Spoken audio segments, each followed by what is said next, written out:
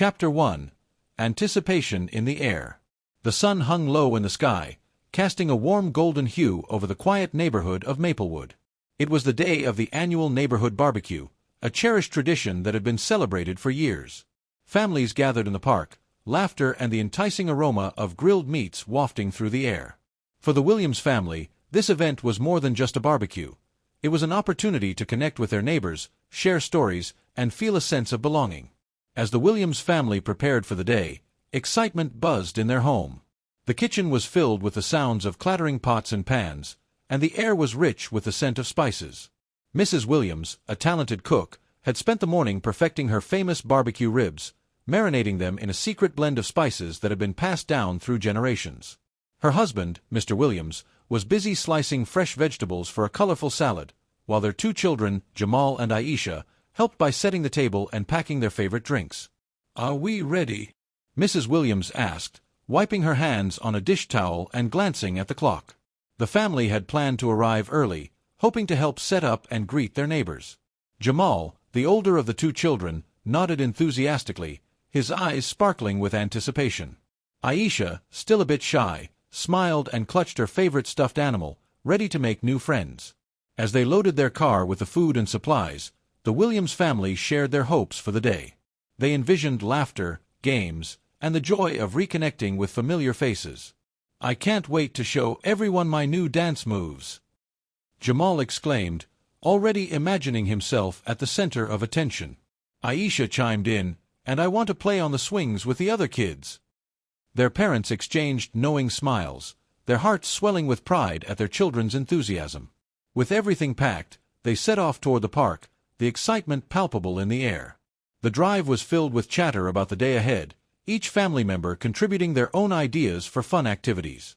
As they approached the park, the sight of colorful balloons and picnic tables adorned with checkered tablecloths filled them with joy.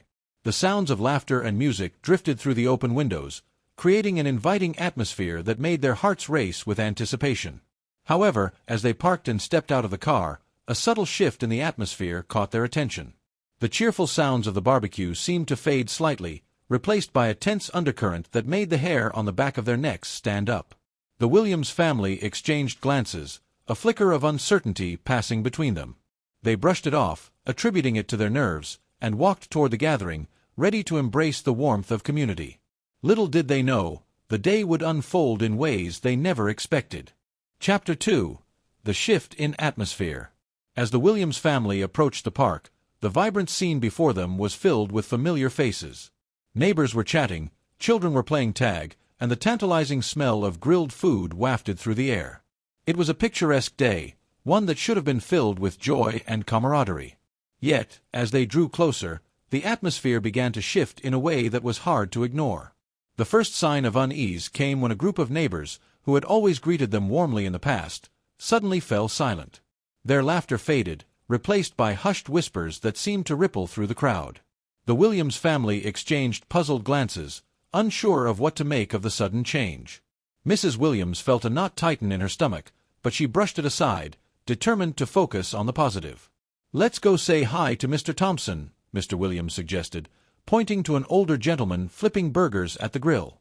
Mr. Thompson had always been friendly, and the Williams family hoped his warm demeanor would help break the ice. As they approached, however, they noticed that Mr. Thompson's smile faltered, and he quickly turned his attention back to the grill, avoiding eye contact. "Hey, Mr. Thompson," Jamal called out, his voice bright and cheerful. But instead of the usual hearty response, there was only silence.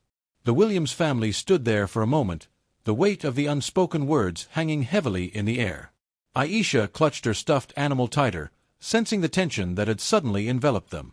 Feeling the chill of exclusion creeping in, Mrs. Williams tried to maintain her composure. "Let's set up our food over there," she said, gesturing toward an empty table at the edge of the gathering.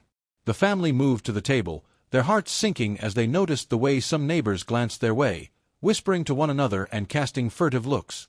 It was as if an invisible barrier had been erected, separating them from the warmth of the community they had once felt a part of. As they began to unpack their dishes, the Williams family tried to engage with those around them. "Who wants to try my ribs?"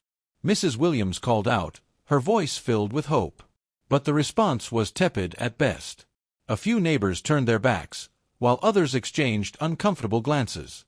The laughter that had once filled the air now felt distant, as if it belonged to another world entirely. Jamal, ever the optimist, attempted to break the ice with a joke, but it fell flat. Aisha, sensing her brother's disappointment, quietly whispered, "Why don't they want to talk to us, Mom?" The question hung in the air, heavy with the weight of a truth that was difficult to articulate. Mrs. Williams knelt down to her daughter's level, her heart aching. "Sometimes, people don't understand what makes us different, sweetheart. But that doesn't mean we should stop being ourselves."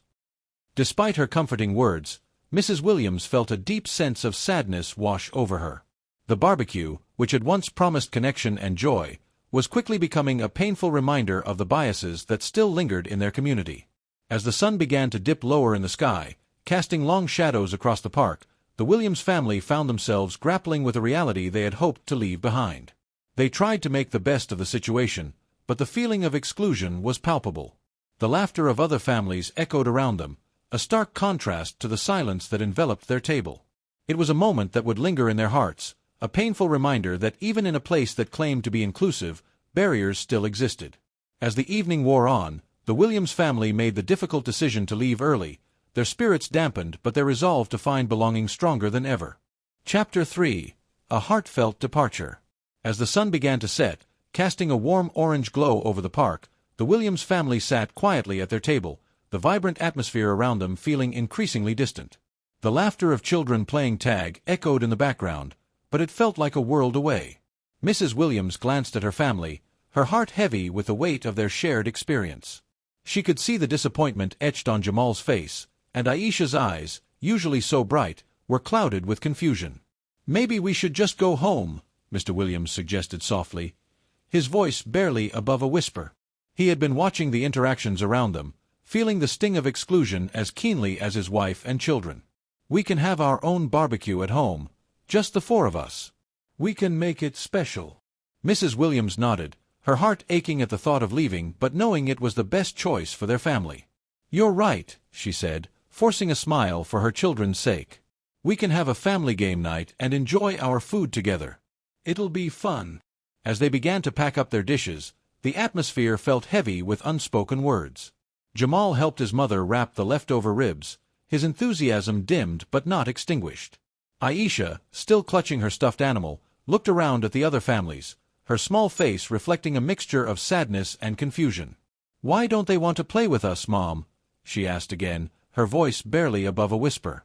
Mrs. Williams knelt beside her daughter, brushing a strand of hair behind her ear. "Sometimes, people don't see past their own biases, sweetheart. It's not about you or us, it's about them. But we are strong, and we have each other. That's what matters most." Jamal, overhearing the conversation, chimed in, "Yeah, we can have our own fun. We can play games and watch movies." His voice was filled with a determination that made Mrs. Williams smile, even in the face of their disappointment. She appreciated his resilience and the way he tried to lift the mood. As they finished packing, a few neighbors glanced their way, some with expressions of regret, others with indifference. Mrs. Williams caught the eye of Mrs. Jenkins, an older neighbor who had always been kind to them. For a brief moment, their eyes met, and Mrs. Jenkins' expression softened. She opened her mouth as if to say something, but then hesitated, looking away instead. The moment passed, leaving Mrs. Williams with a sense of longing for the connection that had once been there. With their food packed and their spirits low, the Williams family made their way to the car. The drive home was quiet, each family member lost in their thoughts. The vibrant colors of the sunset painted the sky, but the beauty of the moment felt overshadowed by the events of the day. "Can we listen to some music?" Jamal finally broke the silence, reaching for the radio. Mrs. Williams nodded, grateful for the distraction. As the familiar tunes filled the car, she felt a flicker of hope. Music had always been a source of joy for their family, a way to connect and uplift one another. When they arrived home, the familiar comforts of their space enveloped them. The kitchen, filled with the aroma of Mrs. Williams' cooking, felt like a sanctuary. They set the table together, each family member contributing to the meal, their spirits slowly lifting as they focused on one another. "Let's make a toast," Mr. Williams suggested, raising his glass of lemonade. "To family, to love, and to always being ourselves, no matter what. The children giggled and raised their glasses, their laughter echoing in the cozy kitchen. As they dug into the delicious food, the warmth of their home wrapped around them like a comforting blanket. They shared stories, played games, and even danced in the living room, the music filling the air with joy. In that moment, the Williams family realized that while the world outside might not always be welcoming, they had each other, and that was more than enough. But as the night wore on, the sting of the day's events lingered in the back of Mrs. Williams' mind. She knew that the journey toward acceptance and understanding was far from over. The barbecue had been a painful reminder of the biases that still existed, but it also ignited a fire within her, a determination to foster change, not just for her family, but for the community they called home. Chapter 4. A Call for Change. The next morning, Mrs. Williams woke up with a renewed sense of purpose. The sun streamed through the kitchen window, illuminating the space with a warm glow. As she brewed her morning coffee, she reflected on the previous day's events. The pain of exclusion still stung, but it also. Chapter 4. A Call for Change. The next morning, Mrs. Williams woke up with a renewed sense of purpose. The sun streamed through the kitchen window, illuminating the space with a warm glow. As she brewed her morning coffee, she reflected on the previous day's events. The pain of exclusion still stung, but it also ignited a fire within her, a determination to foster change, not just for her family, but for the community they called home. After breakfast, Mrs. Williams gathered her family around the table. "I've been thinking," she began, her voice steady but filled with emotion. "What happened at the barbecue yesterday was hurtful, but it also made me realize that we can't just accept things as they are. We need to take action." Jamal looked up from his cereal, curiosity piqued. "What do you mean, Mom?" he asked, his eyes wide with interest. "I think we should organize a community event," Mrs. Williams explained, her excitement growing. "Something that brings everyone together, where we can celebrate our differences and learn from one another. A potluck, maybe, where everyone can share their favorite dishes and stories." Aisha, who had been quietly listening, chimed in, "Can we have games too? I want everyone to play together." Her enthusiasm was infectious, and Mrs. Williams couldn't help but smile at her daughter's eagerness. "Yes. Games, music, and activities for everyone," Mr. Williams added, his eyes lighting up at the idea. "We can invite everyone in the neighborhood, and it'll be a chance for us to connect and understand each other better." With the family united in their vision, they spent the rest of the day brainstorming ideas. They created a list of potential activities, from cooking demonstrations to storytelling sessions, and even a talent show where neighbors could showcase their skills. The more they planned, the more excited they became about the possibility of fostering a sense of community.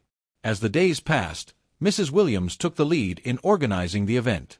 She reached out to neighbors, sharing her vision and inviting them to participate.